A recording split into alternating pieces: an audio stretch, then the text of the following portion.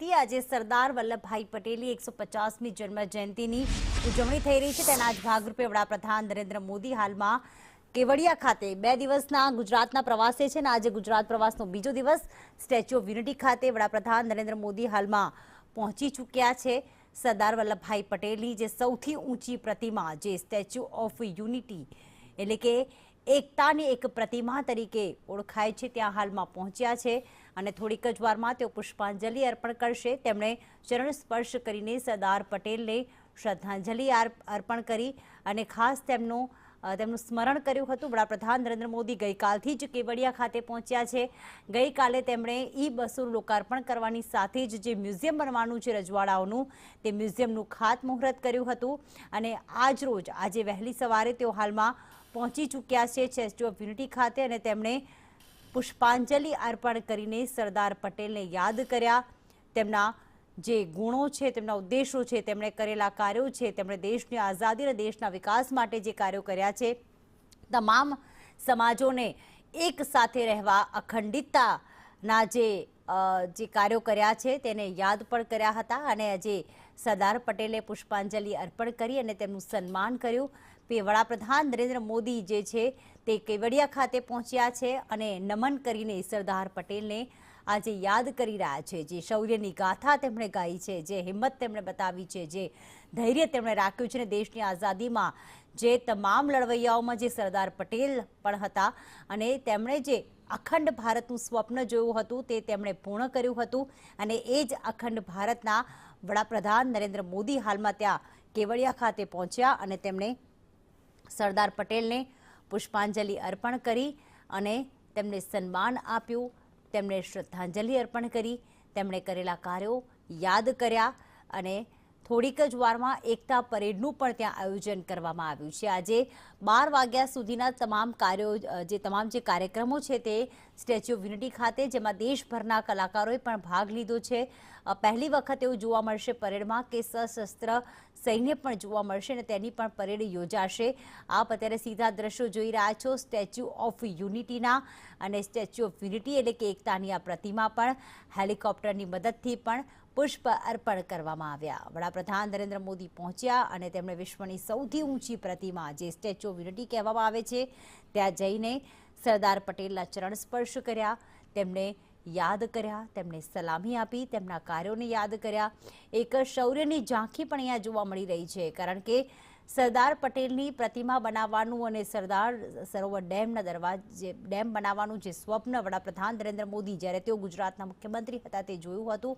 તેમણે વડાપ્રધાનના કાર્યકાળમાં તે પૂર્ણ કર્યું અને આજે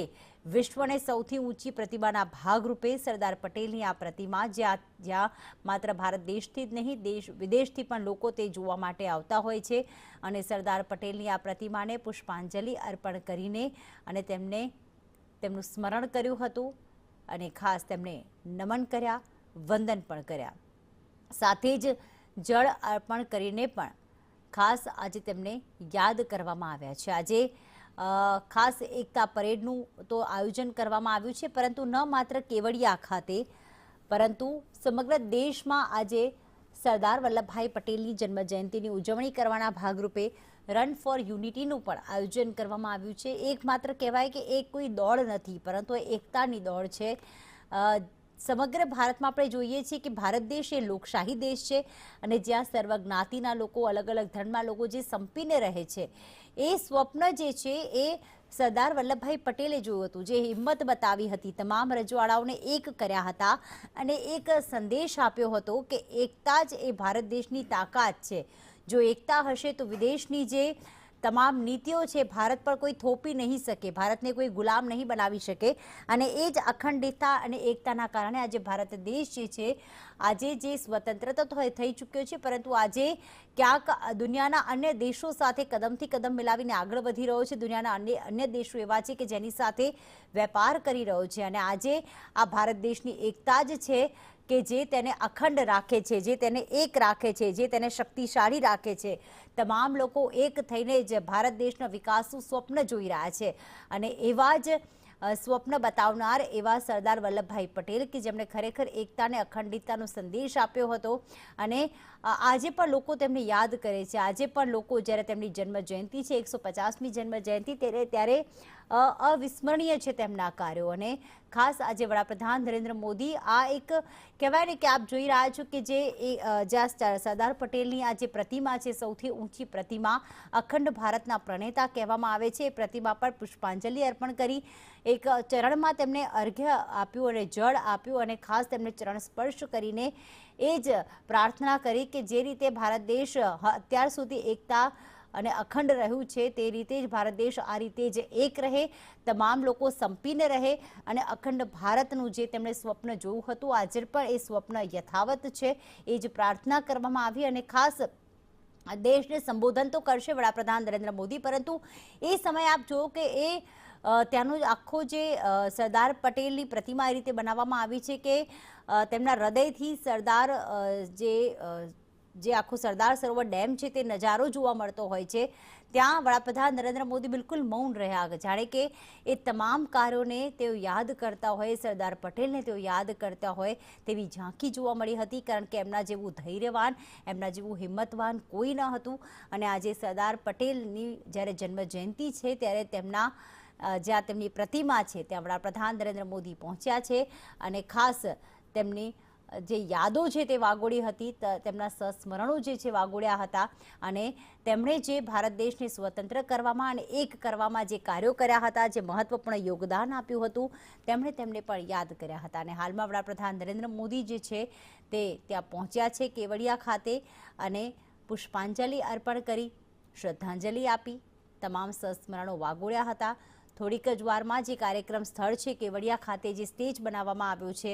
ત્યાં એક પરેડનું પણ આયોજન કરવામાં આવ્યું છે કે ન માત્ર ગુજરાતના કલાકારો પરંતુ